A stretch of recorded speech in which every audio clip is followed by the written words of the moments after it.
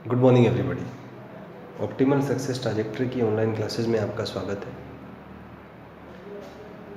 आज हम लोग डिस्कस करेंगे मोमेंट ऑफ इनर्शिया के बारे में। Moment of inertia rotational motion का बड़ा ही इम्पोर्टेंट टॉपिक है।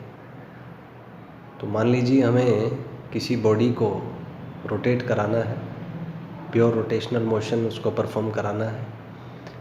जैसे एग्जांपल ले लीजिए कि एक पत्थर आपने रस्सी से बांधा और उसको आप हॉरिजॉन्टल सर्कुलर मोशन में घुमा रहे हैं, या मान लीजिए फ़ैन को आप एग्जांपल के तौर पे ले सकते हैं। जैसे फ़ैन रोटेट करता है तो it performs a pure rotational motion.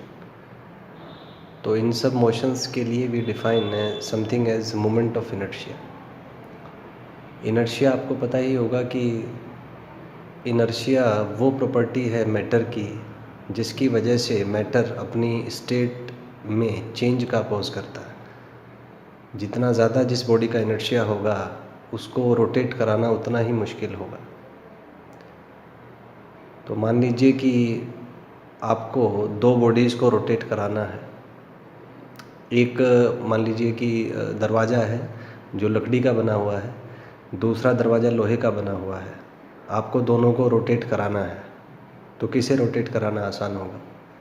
Obviously लकड़ी के दरवाजे को, क्योंकि उसका मोमेंट ऑफ इनर्शिया कम है। तो as a physical significance of moment of inertia हम कह सकते हैं कि जिस बॉडी का मोमेंट ऑफ इनर्शिया कम है उसे रोटेट कराना आसान होगा as compare to a body which has higher moment of inertia.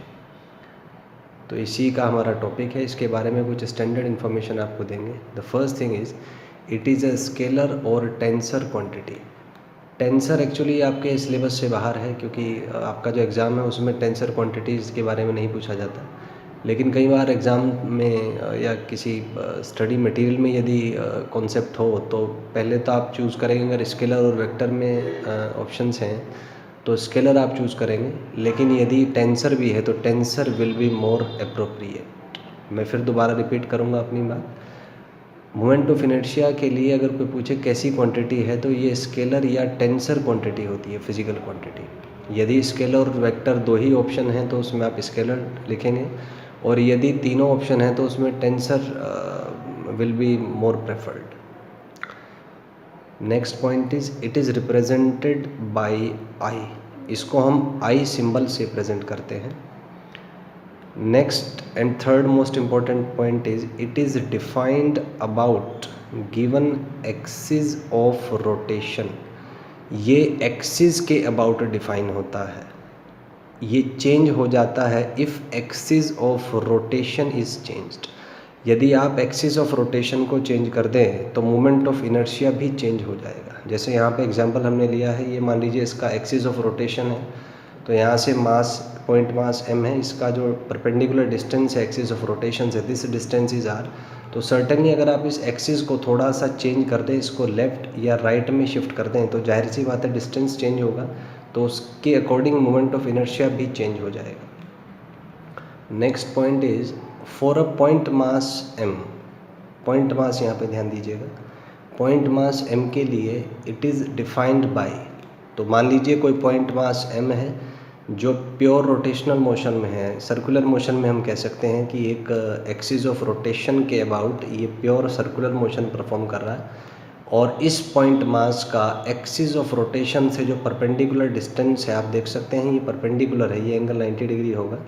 तो जो परपेंडिकुलर डिस्टेंस है वो 90 डिग्री है। तो इस पॉइंट मास का इस एक्सिस ऑफ रोटेशन के अबाउट, ये सिंबल हमने यूज़ किया है एक्सिस ऑफ रोटेशन बताने के लिए, जो मोमेंट ऑफ इनर्शिया डिफाइन होगा वो होगा I is equal to mr square से, जहाँ पे I जो है वो मोमेंट ऑफ इनर्शिया है पॉइंट मास का about given axis of rotation, जो हमने यहाँ पे यूज़ किया है। m इस पॉइंट का मास है, और r जो है वो परपेंडिकुलर डिस्टेंस है फ्रॉम एक्सिस ऑफ रोटेशन। ये इतना मोमेंट ऑफ इनर्शिया का रिलेशन है। उसके बाद हम ग्राफ्स पे बात करेंगे। तो अगर मैं I वर्सेस M के बीच का ग्राफ ड्रॉ करूं R को कांस्टेंट मानते हुए, तो हम कह सकते हैं कि I is proportional to M। यहाँ पे आप देखें R अगर कांस्टेंट है तो R स्क्वायर भी कांस्टेंट होगा। तो प्रोपोर्शनैलिटी की यदि मैं बात करूँ तो मेरा लॉजिक आएगा इसमें कि I प्रोपोर्शनल टू M। तो ग्राफ जो है वो एक स्ट्रेट लाइन होगा। मान लीजिए I is equal to M R square है, तो हम आर स्क्वायर को इधर ले सकते हैं, इसको आर स्क्वायर एम लिखा जा सकता है। अगर आप स्ट्रेट लाइन की स्टैंडर्ड इक्वेशन से कंपेयर करें, y is equal to m x से हम कंपेयर कर सकते हैं। वाई एक्सिस पे हमने आई को प्लॉट किया है, एक्स एक्सिस पे एम को प्लॉट किया है, तो स्मॉल एम जो है वो आर स्क्वायर को रिप्रेजेंट करेगा, इसको करस्पॉन्ड करेगा।